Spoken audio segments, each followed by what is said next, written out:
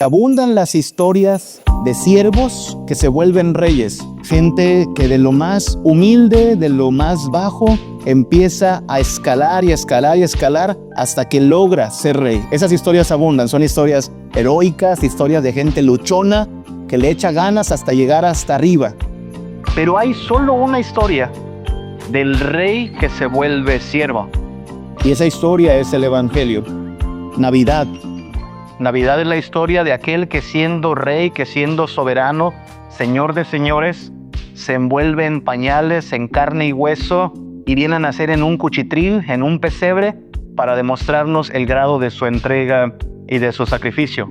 Eso es lo que celebramos, que nuestro Señor se compadece de la gente más miserable de este mundo, gente como nosotros de hecho, y tiene misericordia y compasión y caridad para con nosotros.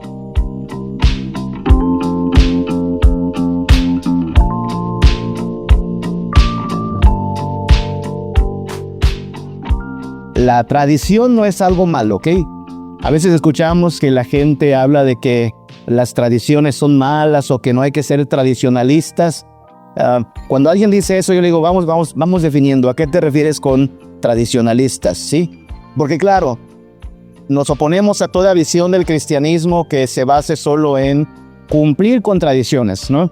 Hay gente que no tiene una perspectiva correcta de la fe cristiana y solo por tradición, ¿no? Cuando es diciembre, cuando es Semana Santa, entonces hay como cierto fervor que luego se apaga. Eso, si a eso nos referimos, por supuesto que no lo queremos, ni en Príncipe de Paz, ni en ninguna de las iglesias de Cristo. No queremos ser cristianos de tradición. Ahora, punto y aparte, existen en la historia vestigios de cristianos que quisieron en ciertos momentos del año conmemorar eventos de la vida de Cristo y estas quedaron como tradiciones, ¿sí? Y a esas tradiciones cristianas nos referimos cuando hablamos de Navidad, de Semana Santa, de Adviento, de Epifanía y otras más que hay por ahí, ¿no? ¿Qué decimos nosotros? Que tradición, la tradición es útil, es buena, es edificante, siempre y cuando de fondo haya convicción, que sepamos qué celebramos, cuál es el motivo y el propósito y que sepamos que esto no es solo para vivirlo en ciertos días del año, sino para que nosotros la fe sea avivada, ¿sí? Por eso hablamos de Dios enviando a su Hijo encarnado, su Hijo unigénito, y a partir de Adviento es el arranque del calendario litúrgico, se empieza a meditar en toda la vida y ministerio de Jesús. Entonces, estos días que vienen, a veces surgen estas polémicas entre los mismos cristianos, no se entristezca si ve este tipo de discusiones.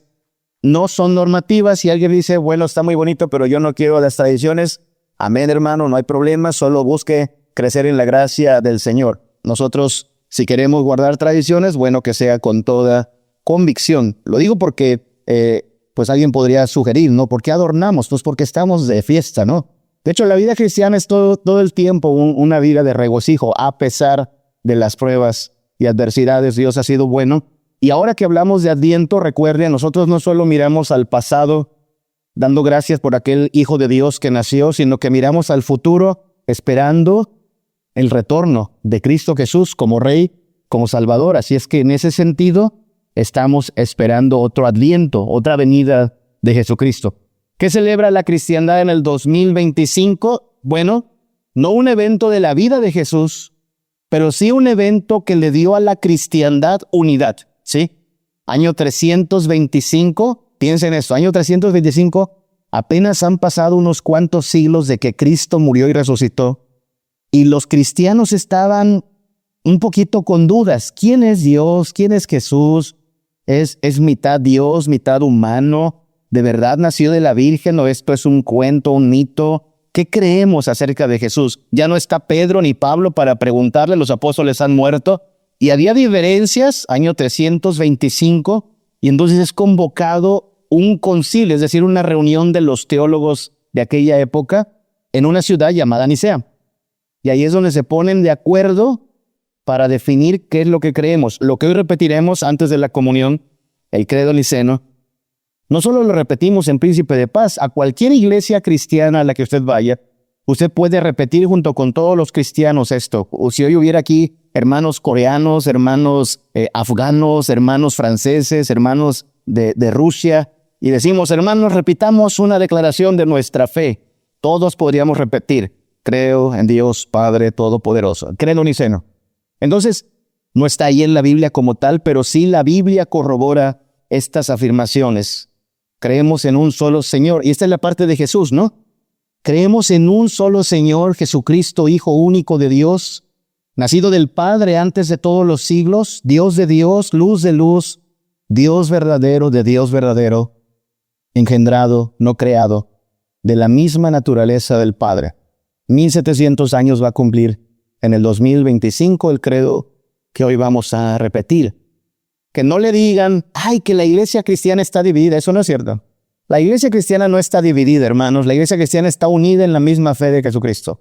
Amamos al mismo Señor, creemos el mismo evangelio, la misma sangre ha sido derramada sobre nosotros, que luego, por nuestras insignificantes diferencias, andemos armando pleitos, eso es otra cosa, pero ahí es donde Pablo dice, hermanos, ámense, aguántense, porque el amor de Dios ha sido derramado en ustedes, y el que ama a Dios debe amar también a su hermano. Así es que la iglesia está unida en la misma fe, en la misma doctrina, en el mismo Señor Jesucristo. No voy a hablar en sí del credo niceno, vamos a establecer algunas implicaciones de ello. Y sin embargo, hay que comenzar por algo bien básico. Jesús es el Hijo de Dios. El Jesús al cual adoramos esta mañana, el Jesús que vino a nacer en Belén, el Jesús que murió en la cruz, no era un ser humano cualquiera. Sí era humano como nosotros, totalmente humano, y al mismo tiempo totalmente Hijo de Dios. El unigénito del Padre, el Hijo único de Dios. Así lo afirman estos pasajes y vamos hoy a leerlos. Hoy va a usar su Biblia, ¿sabe? Hoy no vamos a proyectar las citas completas, así es que va a tener que abrir su Biblia y buscar estos pasajes. Juan 1:12. Mas a todos los que le recibieron, a los que creen en su nombre, les dio potestad de ser hechos hijos de Dios. A todos los que creyeron en Cristo, por supuesto, a los que le recibieron, a los que creen en su nombre, el nombre de Cristo, les dio potestad de ser hechos hijos de Dios. Comencemos con esa palabra, potestad. ¿Qué significa tener potestad? Tiene que ver con poder, ¿no? Tiene que ver con autoridad. Hasta el día de hoy también se habla de un trámite que hacen a veces las personas para tener la patria potestad de sus hijos, es decir, la autoridad sobre ellos para criarles, instruirles y ver por ellos. Así es que potestad tiene que ver con autoridad, con derechos, con poder, ¿sí? Cuando alguien hace algo, le preguntamos, ¿con qué autoridad haces esto? ¿No? ¿Con qué potestad haces esto? Y partamos entonces de que Juan 1:2 establece que solo a los que creen en Cristo Jesús se les da el privilegio, la potestad de ser hechos hijos de Dios. Traducción: no todos los humanos son hijos de Dios. No todos somos hijos de Dios.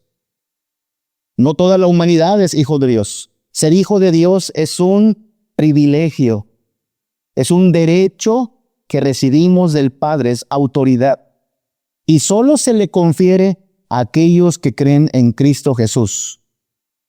Si nosotros hemos creído en Cristo Jesús, entonces tenemos el privilegio, la potestad, el derecho de ser llamados hijos de Dios. Pero no fuimos nosotros los primeros hijos de Dios.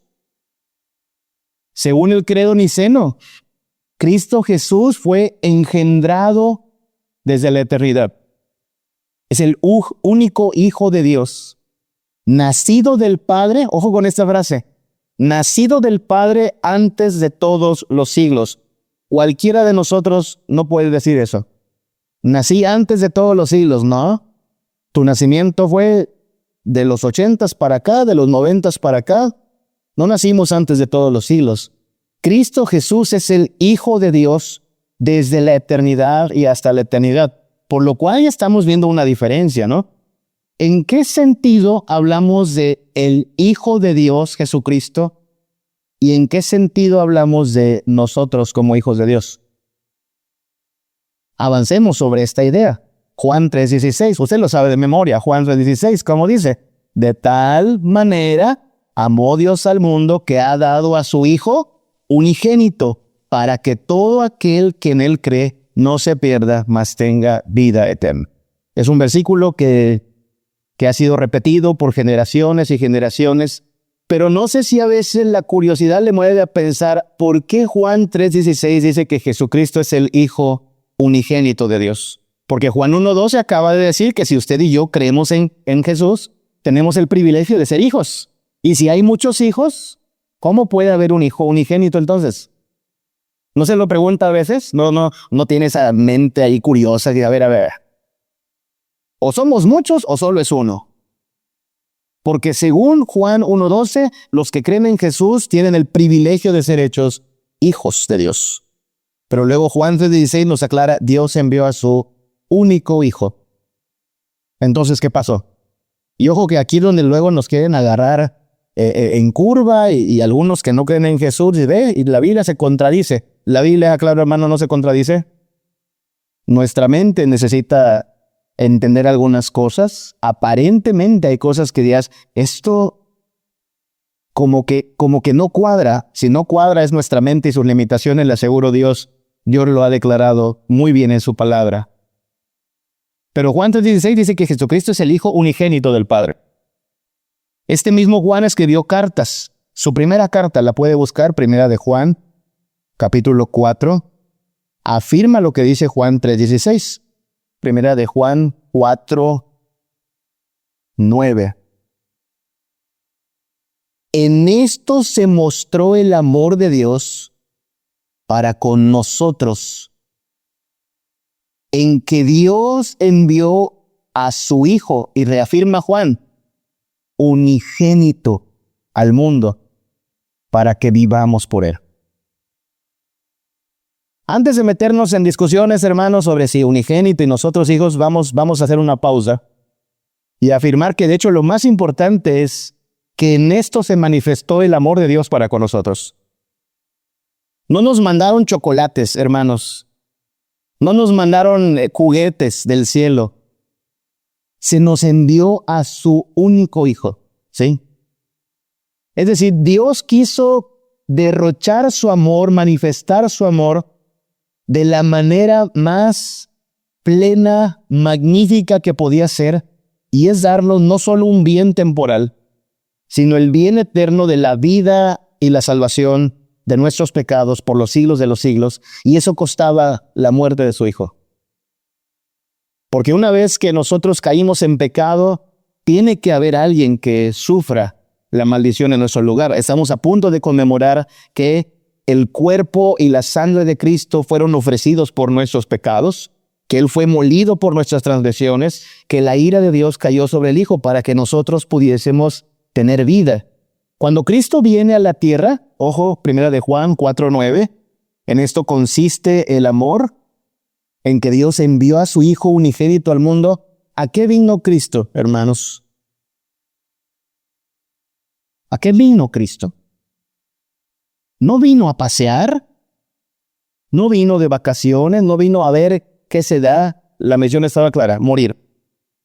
O sea, esto no es ningún secreto. El Hijo de Dios baja a la tierra a una sola cosa, morir por nosotros y darnos vida en Él. Y ese es el gran amor de Dios.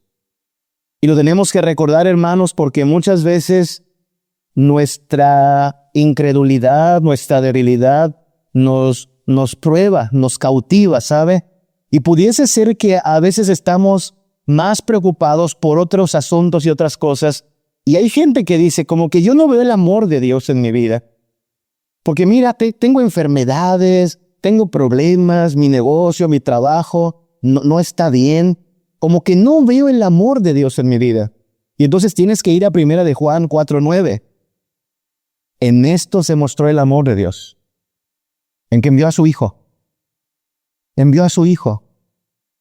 Sí, no nos envió millones de dólares, pero hermanos, su Hijo es más importante que millones de dólares. Sí, no, tampoco envió la cura para el cáncer, pero su Hijo es más importante y grande que la cura para el cáncer. De hecho, en su Hijo Jesús tendremos libertad de todas las aflicciones temporales. Así es que demos gracias a Dios por haber enviado a su Hijo. Esta frase, 1 de Juan 4:9. En esto se mostró el amor de Dios para con nosotros, en que Dios envió a su Hijo unigénito al mundo para que vivamos por Él. Me encanta esta frase. Cristo viene para que tengamos vida. ¿Le gustan las flores? ¿Tiene flores en su casa? Hay una flor emblemática de la Navidad. ¿Cuál es? La Nochebuena, ¿no? Aquí la tenemos, bonitas Nochebuenas. Y en el mes de diciembre, las Nochebuenas están por todas partes. Y cada vez que la gente ve Nochebuenas, dice Navidad, ¿no? ¿Cuál fue la flor de noviembre, hermanos? ¿Qué flor está por todas partes en noviembre? Aquí en México en particular. Cempasúchil, ¿verdad?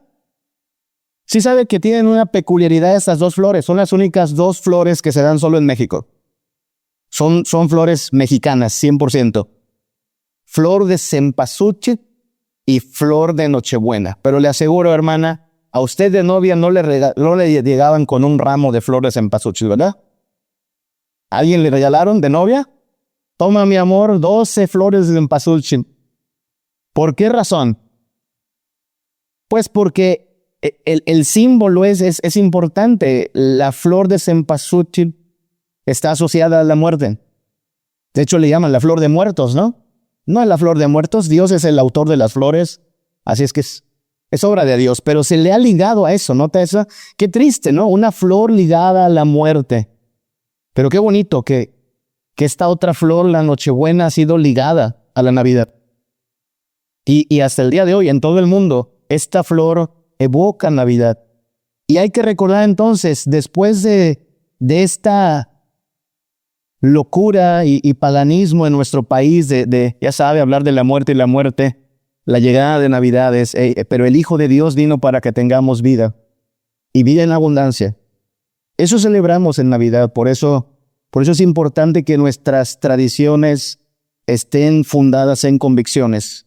Aun si esta Navidad va a ser diferente, aun si esta Navidad, pues nos tendremos que poner a lo mejor en modo austero. Usted sabe, los tiempos son difíciles. No importa, nosotros estamos celebrando más que una cena, estamos preparando más que un día para estrenar ropa. Nosotros estamos gozosos porque el amor de Dios para con nosotros se manifestó enviando a su Hijo unigénito al mundo para que vivamos por Él, para que la muerte sea anulada, para que tengamos vida. De hecho, los que están en Cristo Jesús han pasado de muerte a vida, de tinieblas a luz, del luto a la fiesta. Por eso no hay nada de malo en celebrar y festejar. Estamos gozosos porque Cristo vino a salvarnos y a darnos vida en abundancia. Así es que antes de discutir si es el Hijo unigénito y nosotros qué somos, demos gracias al Señor por enviar a su Hijo a darnos vida. Y entonces si reflexionemos, ¿qué es esto de que Jesús es el unigénito de Dios? Pero luego la Biblia dice que nosotros somos hijos de Dios. ¿Tiene abierto 1 de Juan? Antes del capítulo 4, capítulo 3. 1 de Juan 3, 1. Mirad cuál amor nos ha dado el Padre para que seamos llamados hijos de Dios. ¿Nota eso? Mira cuánto el Señor te ama. Mira cuánto el Señor nos ha amado, que ha dado a su Hijo para que nosotros seamos llamados hijos de Dios. Lo cual vuelve al dilema. A ver. Jesucristo es el unigénito del Padre, pero luego 1 de Juan 3:1 dice que Dios nos ha amado para que seamos llamados hijos de Dios. Gálatas 3:26 afirma lo mismo. pues todos sois hijos de Dios por la fe en Cristo Jesús. Mire qué bonito. ¿Tiene usted fe en Cristo Jesús? Usted es hijo de Dios. Hermano, hermana, si usted tiene fe en Cristo Jesús, usted es hijo e hija de Dios. Pues todos sois hijos de Dios por la fe en Jesucristo, por la fe en Cristo Jesús. He ahí el dilema. ¿Cómo lo resolvemos? Cristo es el unigénito del Padre. Le damos gracias por haber venido. Por Él tenemos vida. Alabado sea su nombre. Nos ha salvado del infierno, de la ira. Pero luego nosotros somos llamados hijos de Dios. Y somos hijos de Dios. Entonces, ¿cómo resolvemos esto? Alguien un día me dijo, bueno, pastor, es que usted sabe. Cristo es el Hijo engendrado de Dios. Pero nosotros somos hijos adoptados. Y dije, qué interesante su inferencia, pero hay un problema con eso. Hay un problema con eso. Porque, dígame usted qué clase de padre, bueno, a lo mejor en este mundo sí lo hay, pero ¿a poco un papá que adopta a su hijo, es decir, que hizo un trámite legal para adoptar a su hijo, y que tiene aparte un hijo que sí es de sus genes, ¿a poco hace distinción entre uno y otro, como el adoptado y el que es su hijo? Eso hacen los papás, eso debemos hacer los papás. Si Juanito es mi hijo, pero Pepe es mi hijo adoptado, entonces, ¿a quién llamo hijo? A los dos, ¿no? Es decir, es como telenovelesca esta distinción entre, es que somos hijos pero adoptados. Sí, pero en la Biblia eso no hace ninguna diferencia. No hace ninguna diferencia. Los hijos son hijos, punto. Si llevan tus genes o si son legalmente tus hijos, son tus hijos. De hecho, Dios no hace esa distinción. Cuando la Biblia habla de la doctrina de la adopción, no lo hace en términos de decir hijos de segunda, ¿no? Hijos adoptados. Le digo, esa diferencia es más por causa de las telenovelas, un poco dramática, ¿no? Es que descubrí que soy adoptado. ¿Y eso qué? Es más, si alguien te adoptó, mayor muestra de amor, ¿no? Que alguien te vio y no era su hijo y te jaló y te dijo, vas a ser amado en mi casa. Así es que descubrir que somos adoptados, hermanos, de ninguna manera sería un problema, pero aclaro, no es la forma en que se resuelve este dilema. No es porque Jesús es hijo engendrado de Dios y nosotros somos hijos adoptados. Hijos son hijos. Le voy a explicar nada más en qué consiste la diferencia. Unigénito no significa el único hijo, en el sentido único de número. Unigénito significa único en cuanto a clase e importancia. No sé si me entiende, si me doy a entender. Único es un adjetivo que se usa no para hablar de uno, sino para hablar de lo especial que es uno, ¿sí? Yo tengo muchos libros, a lo mejor, pero hay un libro que para mí es único. Este libro para mí es único. Tengo muchos libros, pero este es un libro único. ¿A qué me refiero?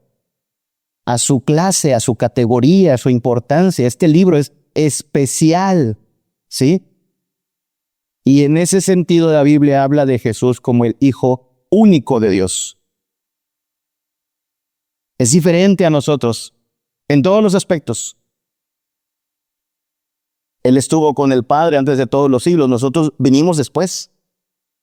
Él desde la eternidad ha sido hijo. Nosotros en algún momento vinimos a la existencia y sí, hemos sido adoptados. Y eso no es amor de segunda. Eso no es amor de, pues no eras mío, pero te recogimos. No, mayor amor de nuestro Dios. Otra vez, note cómo Juan lo dice. Mire cuánto amor nos ha dado Dios, que nos ha hecho sus hijos. No quiso tener solo un hijo, quiso tener muchos hijos. Y la forma de tener muchos hijos necesitaba que este hijo unigénito muriera. Unigénito porque es especial. Ahora eso dirá usted, sí, pero ya nos creó otro conflicto. Y es entonces, ¿no somos los hijos más especiales de Dios? ¿Qué cree? No. ¿No? El Padre ama al Hijo. Y nosotros somos amados en el Hijo. Este versículo lo va a ayudar, espero. Romanos 8:29. Porque a los que antes conoció, también los predestinó para que fuesen hechos conformes a la imagen de su Hijo, para que Él sea, mire qué palabra más interesante, para que Él sea el primogénito entre muchos hermanos. Esto ayuda a resolver el posible dilema, ¿no? Cristo es el Hijo único en clase, en importancia, en especie. Yo sé que podría sonar raro porque a veces tenemos esta visión también medio romántica de que no, todos los hijos son iguales. Hermanos, mamás, papás, seamos sinceros, usted no ve a todos los hijos iguales.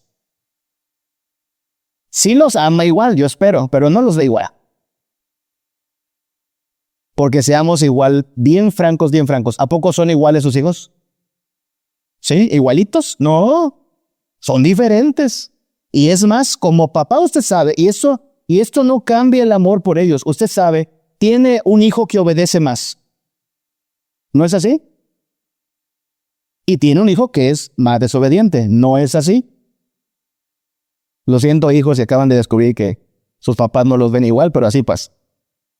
Sus papás, hermanitos, los que tienen la bendición de tener hermanos, sus papás sí saben, no, a este pedirle algo es esperar hasta que le den ganas. A este yo sé que si se lo pido va a obedecer. A este hay que jalarle bien las orejas. Este es más dócil. ¿No es así, papás? ¿O miento? No, usted sabe, como padre. Seamos francos, hermanos. Si Dios el Padre mira a sus hijos y mira a su Hijo Jesucristo, ¿quién obedece más al Padre? ¿El primogénito o el resto de los hermanos? ¿Quién se somete y hace su voluntad sin excusas, sin pretextos? Sí, Padre. El primogénito. Y por eso el Padre ama al Hijo y le encarga que muera, oh cielos, por el resto de sus hermanos. ¿Se da cuenta lo que está haciendo el Padre? Mira, hijo, salvar a tus hermanos requerirá que tú mueras por ellos. ¿Y qué dice el Hijo? Sí, Padre. Y entonces viene y tenemos la historia de Navidad. Para que Él sea el primogénito entre muchos hermanos. Dígame si no es Jesús el Hijo único de Dios.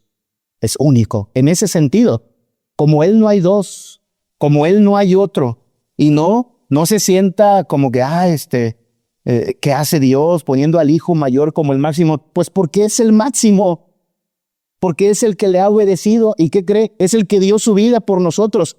Nuestro Señor Jesucristo, en este pasaje, es constituido también como nuestro hermano.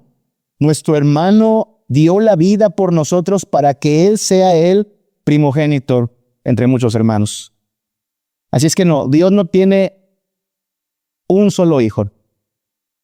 Dios tiene una multitud de hijos, salvados por su Hijo, que es único. Único porque como Él no hay otro. Y lo que quiere Dios es que nosotros seamos transformados a la imagen de su Hijo, que es único. Por eso nos llama, imítenlo. Por eso nos dice, hey, sean como Jesús, haya pues en vosotros este sentir que hubo en Cristo Jesús. Es como si papá dijera, miren hijos, su hermano debe ser su ejemplo. Su hermano debe ser su modelo de vida. Murió por ustedes, así es que no me vayan a salir con que no los amamos. Los amamos mucho. Se dio la vida del Hijo de Dios por ustedes, pero Él es al que deben seguir. Pongan la mirada en Él, ámenlo, sírvanle, adórenlo. Lo que hacemos en Navidad y lo que afirmamos en nuestra declaración de fe es que Jesucristo es el Hijo único de Dios, nacido del Padre antes de todos los siglos. Después nacimos nosotros. No por voluntad de varón, que dice Juan, sino por el Espíritu de Dios. Así es que somos parte de la familia de Dios, hijos recibidos en su mesa, porque el Hijo de Dios, que es único, dio su vida para que nosotros tengamos salvación y el amor de un Padre. Es por la muerte del Hijo que podemos decir, Padre nuestro que estás en los cielos. Mire que hemos recibido en Cristo. Hemos recibido salvación, hemos recibido acceso a Dios como Padre y hemos recibido el privilegio de ser llamados hijos de Dios. Mirad cuál amor nos ha dado el Padre para que seamos llamados hijos de Dios. Así es que nosotros podemos entonar una alabanza mejor que la de los ángeles. Los ángeles cantaron aquel día que nació Jesús, gloria a Dios en las alturas. Pero ningún ángel dice, gloria a nuestro Padre Dios en las alturas. Los ángeles no pueden llamar Padre a Dios. Eso lo cantan solo los redimidos. Eso lo reconocen y celebran solo los hijos de Dios. Así es que nuestra alabanza, aunque no sea con voz angelical, sí es con una mayor experiencia del amor de Dios. Venid y adoremos, venid y adoremos, venid y adoremos a Cristo el Señor.